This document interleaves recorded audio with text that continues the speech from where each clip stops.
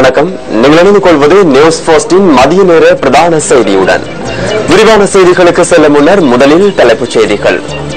விளக்கமறியலில் வைக்கப்பட்டிருந்த ராடா நிறுவனத்தின் முன்னாள் பிரதம நடவடிக்கை அதிகாரி சாலிய விக்ரமசூரிய பிணையில் விடுதலை. இலங்கையில் இருந்து அகதிகளாக இந்தியாவுக்கு சென்று முகாம்களில் வசித்து வந்த 46 பேர் நாடு திரும்பினர். பிரான்ஸ் ஜனாதிபதிகளை அமெரிக்க தேசிய பாதுகாப்பு முகவர் நிலையம் உளவு பார்த்துள்ளதாக விக்கிலீக்ஸ் தகவல்.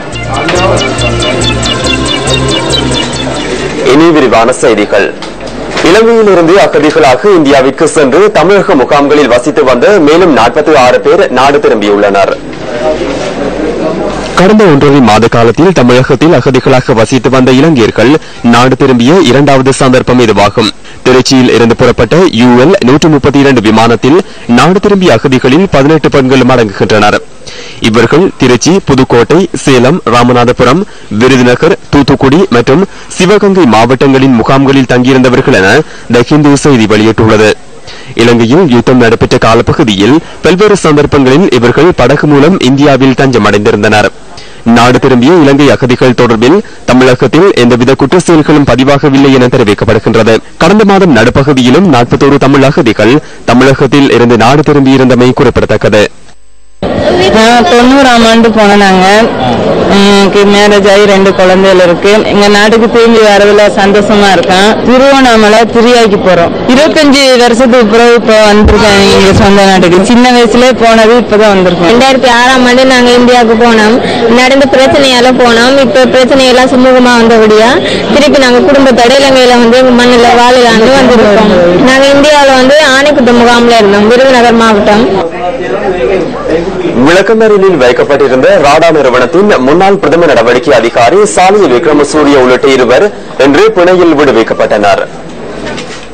சுனாமி வீடமைப்பு திட்டத்திற்காக ராடா நிறுவனம் பெற்றுக்கொண்ட 169 மில்லியன் ரூபாவை மோசடி செய்ததாக கூறப்படும் சம்பவம் தொடர்பில் குறித்த 2 கைது செய்யப்பட்டு விளக்கமறியலில் வைக்கப்பட்டிருந்தனர்.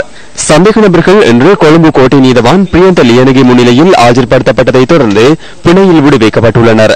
சந்தேக நபர்களை தலா 50,000 ரூபாய் ரொக்கப்பிணையிலும் 10 லட்சம் ரூபாய் பெறுமதியான 2 சரீர பிணைகளிலும் விடுவிக்குமாறு நீதவான் உத்தரவு பிறப்பித்தார். நிதி மோசடி குற்றச்சாட்டின் பேரில் சாலிய விக்ரமசூரிய உள்ளிட்ட 5 சந்தேக நபர்கள் கைது செய்யப்பட்டு விளக்கமறியலில் வைக்கப்பட்டிருந்தனர். 20வது அரசியலமைப்பு திருத்தம் சிறிய கட்சிகளுக்கு பாதகமாக காணப்படுவதாக ஜனநாயக கட்சியின் தலைவர் ஃபீல்டு மார்ஷல் சரத் போன்சேகா தெரிவித்தார். கெகிராவ பகுதியில் நேற்று நடைபெற்ற மக்கள் சந்திப்பின் போது அவர் இதனை குறிப்பிட்டார்.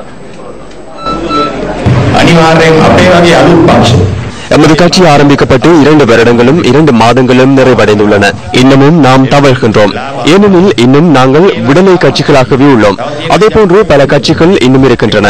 1970 உருவாக்கப்பட்டு 40 வருடங்கள் பழமையான மக்கள் விடுதலை முன்னணி இன்னமும் சிறிய கட்சியாக உள்ளது. சிறுபான்மையினரின் கட்சிகள் இருக்கின்றன. புதிய ஒரு தேர்தல் முறைமையை 20வது திருத்தத்தினூடாக கொண்டு வருவது என்றால் அதனை சிறிய கட்சிகள் மற்றும் சிறுபான்மையின கட்சிகளுக்கு பாதிப்பு ஏற்படாத வகையில் கொண்டு வர வேண்டும்.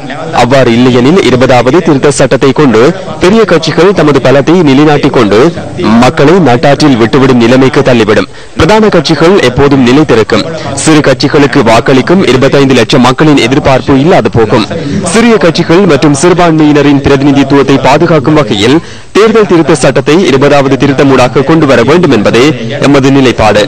பிரதமர் மற்றும் ஜனாதிபதி இந்த கருத்தை புரிந்து கொண்டு 20வது திருத்த சட்டத்தை கொண்டு வரும் செயற்றிட்டத்தில் நடந்து கொள்வார்கள் என நம்புகின்றோம். கிளிநொச்சி உருத்திரபுரம் எள்ளுக்காடு பகுதியில் காணாமற் போன குழந்தையை தேடும் பணிகள் 4வது நாளாகவும் முன்னெடுக்கப்படுகின்றன. எள்ளுக்காடு கிராமத்தைச் சேர்ந்த 3 வயதான உதயகுமார் எர்சிகா கடந்த ஞாயிற்றுக்கிழமை மாலை 4 மணி அளவில் வீட்டுக்கு 2 கிலோமீட்டர் தொலைவில் உள்ள சக்திபுரம் குளத்திற்கு தனது ஒன்றுபட்ட சகோதரனுடன் சென்றிருந்தார். குழந்தையை குளத்திற்கு அருகில் விட்டு 14 வயதான சகோதரன் குளத்திற்கு நீராட சென்றிருந்ததோடு அதன் பின்னர் குழந்தை காணாமல் போயுள்ளது.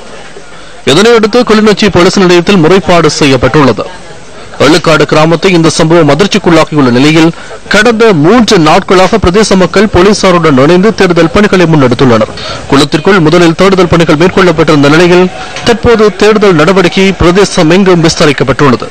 ஆனாலும் குழந்தை இதுவரை கிடைக்கவில்லை என போலீசார் தெரிவிக்கின்றனர். 2014 மற்றும் 2015 ஆண்டுக்கான பல்கலைக்கழகத்திற்கு மாணவர்களை இணைத்துக் கொள்வதற்கான பாடத்திட்டங்களுக்கு தெரிவு செய்யப்பட்ட மாணவர்கள் எதிர்வரும் ஆகஸ்ட் மாதம் முன்னர் அறிவிக்குமாறு பல்கலைக்கழக மானியங்கள் ஆணைக்குழு தெரிவித்துள்ளது.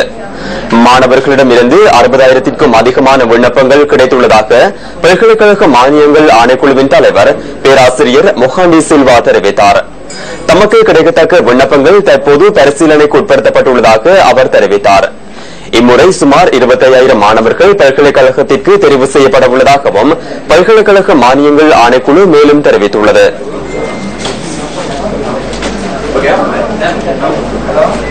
புலனறுவை மற்றும் கண்டி ஆகிய பகுதிகளில் இடம்பெற்ற வாகன விபத்துகளில் 2 உயிரிழந்தனர்.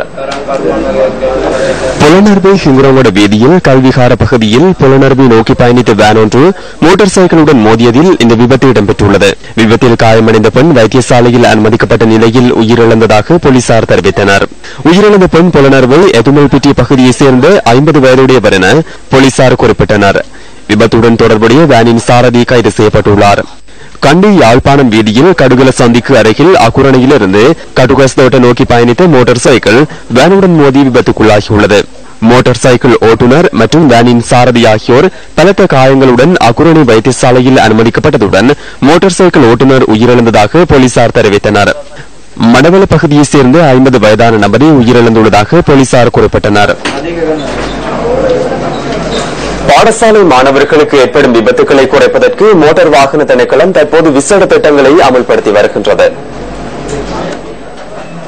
மட்டக்களப்பு போலீசாரின் உதவியுடன் மோட்டார் வாகன பிரிவு இன்று காலை மட்டக்களப்பில் விசேட திட்டம் ஒன்றை முன்னெடுத்தது. பாடசாலை சேவையில் ஈடுபடும் மோட்டார் வாகனங்கள் மற்றும் முச்சக்கர வண்டிகள் என்பன இன்று விசேட பரிசோதனைக்குட்படுத்தப்பட்டன.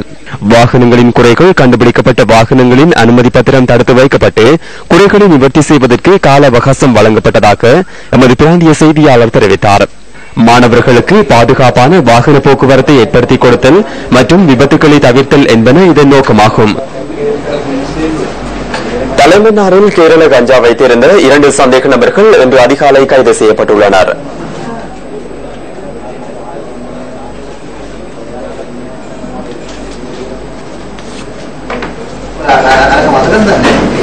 திருகோணமலை மாவட்டம் தம்பலகாமம் ஆதிகோண நாயக்கர் ஆலயத்தின் கொடியேற்றம் இன்று நடைபெற்றது. கிழக்கிழங்கையின் பழமை வாய்ந்த ஆலயங்களில் ஒன்றான ஆதிகோணநாதர் ஆலய மகோற்சவம் எதிர்வரும் 18ஆம் தேதி வரை நடைபெறவுள்ளது.